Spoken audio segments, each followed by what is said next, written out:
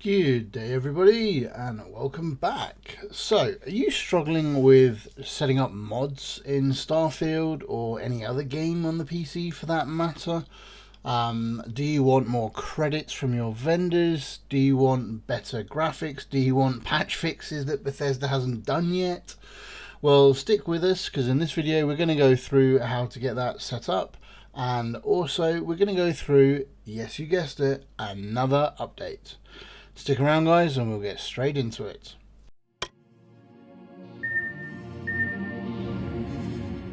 So to install mods on the PC, you're going to need to use I like to use a page called nexusmods.com, and it's the one right here. And come over to this website over here and register. If you don't already have an account, then you can register for it.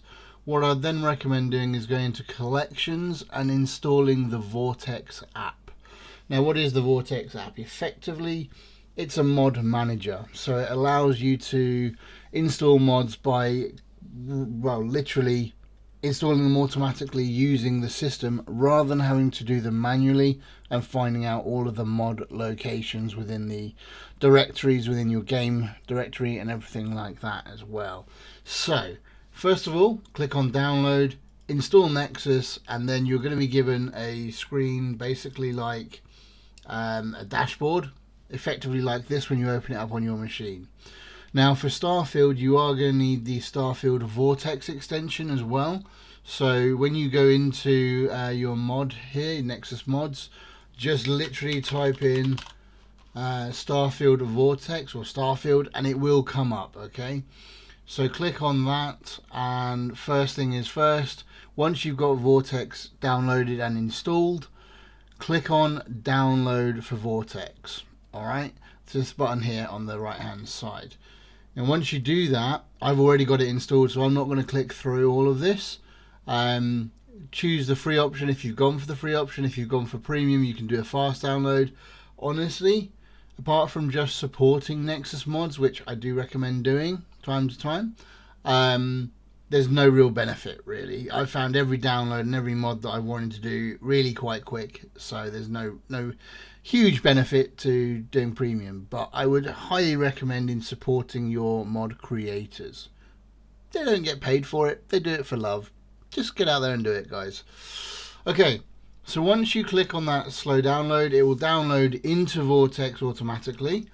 And then what you do is you come into your mods section over here.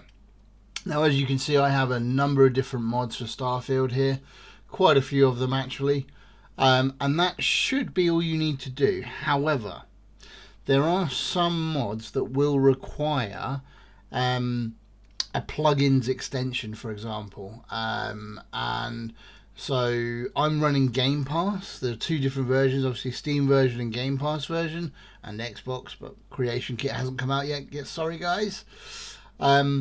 You will need the Ultimate ASI loader for Game Pass version, and you'll need this mod, the SFPTE Game Pass ASI mod. Now, when you download a mod, it will tell you what the prerequisites are. So if we go back to this one over here, so for example, let's go into Starfield here, and let's say Royal Galaxy Series 1. Okay, so this is a mod that is basically altering the scale of the game, so the difficulty of the game goes up, etc. Effectively doing what Bethesda's looking to do in the next few updates. Okay, but again, the modders have done it first. What a shocker. Okay, so again, what you'd do, guys, is you'd come down. This one's only got a manual download, as you can see, so I'm not going to do that one. Let's just type. Let's just do this. So let's just say you want to download. Let's go for popular in the last 30 days. Okay. So let's say we want to do the immersive landing rigs or landing ramps. Okay. So you come into here. This has got a huge download rate. Look, unique downloads 3,884. Quite a few views here, but it was only uploaded less than a month ago.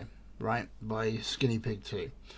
So you'd come in, you'd click on download for Vortex. So I will go through and do this just so it's a mod that I don't have, just so you can see the process here. Okay, so it says download has started, and then you're going to see it come in at the top here.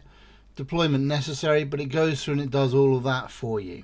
Okay, so then we can see if I come up here, immersive landing ramps has already been deployed into my mods. It's already available there, already installed, and all of the tie-ins for the directories has already been done and managed by Vortex. Now, one key tip here, guys: go into your settings, go into your mod staging folder, and make sure that the mod staging folder is in the same folder or game drive, sorry, not folder, game drive that your game is installed on. Okay, click on suggest and that will give you the best suggestion for it, and then just click on apply. There are multiple things down here as well that you might need to look at. So I also have manage load order. So this is something that I can manually adjust all of the plugin load orders if I wanted to. I was having an issue with one of the other mods, and it turned out that it was a load order issue. So thank you for everybody in my comments mentioning about that. I do appreciate the help there. I spent a good 3 or 4 hours trying to figure it out. And I did uninstall a whole bunch of mods, reinstall them, purge them, deploy them all again. It was a pain, but you will find that when Bethesda releases an update, which at the moment seems to be every 4 to 6 weeks, you will need to just check and make sure that there are no updates to the mods, right? And no file structures have been broken. When you're looking at your mods, you've got all the options along the top here. I would say leave these alone to start off with. They all should work without any problems, okay? The only one you're really going to be sort of interested in is the open one, where you can open the game folder, you can open the game settings folder, game application data folder. So if I open the game settings folder, for example, it will open up where your Starfield custom ini file is, which most mods will require you to have. Okay, and that's very easy to set up. You literally just take the Starfield custom folder or custom Starfield ini and copy it, but change the name to be Starfield custom.ini. Now, one word of warning there, it is case sensitive. So if you don't name it Starfield custom, as in capital S, capital C, then it will not pick it up. Okay, so you will have to make sure that's correct. All right. The other thing that might be decent for you to know about is within your load order, I currently have Vortex managing my load order. Okay, so you can see that it loads in Starfield ESM, Blueprint Ships ESM, Inquisitor Mech Overlord, Boss ESM, I highly recommend that one. Richer Merchants, recommend that one as well. Samael Boss Mod, I haven't done this one yet. I have installed it, I know it's working.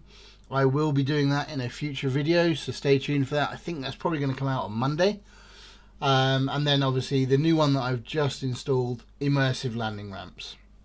Alright, that should be what you would really need, but the way that you can come over here and view your plugins file, so it will open up a folder which will have a whole bunch of plugins attached to it. Okay, it's automatically generated when it's managed by Vortex, so you shouldn't need to worry about that. All right, about altering that, but it's just for reference if you have any issues with load order or not seeing mods working, for example. All right, guys. So mods wise, that's what it is really to do it. That is not a huge undertaking. I was a little bit, oh, should I deploy mods? Is it going to wreck my game? Do you know what? It hasn't. I really only deploy sort of quality of life mods, as you can see. I'm looking to start going through overhaul mods like ship skins, character skins, etc. like that. I will be doing a mod a week video where I'm either going to go through a couple of different mods or I'm going to focus on one mod. Yeah, guys, let me know in the comments down below if that's something that you're really looking forward to, or have any issues with Vortex, and I'll see what I can do to help. I will by no means say that I'm a guru at all, but I've been playing around with it for quite some time now to try and get things working that broke. So, guys, we move on. What has Bethesda done? Right, on the 7th of February, so 2 days ago, they released another beta update to Steam. Now, I know they said they were going to do them every 6 weeks, but I didn't expect it literally like, what, a week or 2 weeks after the launch. I think the last launch for full mod, or full update, was on the 30th of January. Look, I'm not knocking it. I welcome all the updates. I welcome all the fixes. Bring them on. Okay, and yes, they usually allow a 2-week lead time for the Steam guys to test it all out before it goes full general availability to PC users and Xbox users. This is only a small update. Okay, so we've got a small one here. So they've added an update that includes the long-awaited AMD FSR 3 options. Okay, now if you're running an AMD GPU, this extends on AMD FSR 2, and it adds frame generation, so the ability to entirely add new game frames and present them to the user to improve your FPS. So much like DLSS for NVIDIA, for example, this is AMD's version of it. So that's in testing at the moment, guys, so you shouldn't have too long to wait for that. Usually it's around a 2-week cycle. What else they got here? So, fix an issue that could make the clouds appear to vibrate when using DLSS performance mode. I haven't seen that myself, but still. Minor visual artifact fixes when aiming with a weapon. Some stabilities. Now, this is an important one. So, form IDs. I know a lot of people may not have gone New Game Plus, and they're stuck on their old game saves and might have a ton of game saves, right? Now, if you do have a ton of game saves, that does mess up the form IDs and can lead to corrupted games. So hopefully this sorts out all those corruption issues, and you can just carry on one save. Let's see if it works. All right, so let's see if the stability increases. All right. They're also fixing a crash that had happened when making changes to ships that required all items to be moved to the cargo bay in the ship builder menu. Now, guys, I want to talk about this one. So when I have loaded in after updates, or I've not played the game for a couple of days, I come back in, load into my ship. I have a whole bunch of junk in my ship, and it's just taking up space. Have you guys seen that at all? I mean, I don't mind it. I just go to a vendor and just go and sell it. Like, free credits at the end of the day, right? But yeah, it's just something that I've noticed a few times over the last few weeks, certainly. But yeah, tell me if you've noticed that, guys. Alright, moving on to the miscellaneous changes here. So they've reverted a change that caused data menus to open when taking screenshots. And they're also fixing a resolution scaling issue as well for DLSS when using full screen to windowed mode. Okay, again, I reuse mine in full screen, so I haven't really found that bug. But guys, I think this gives a good indication that Bethesda is certainly working on everything to get it all, getting all the bug fixes done. Obviously, they're not going to do them all at once. But can they keep up this pace? Will they properly fix this game? I know some people are saying that the planets need a complete rework.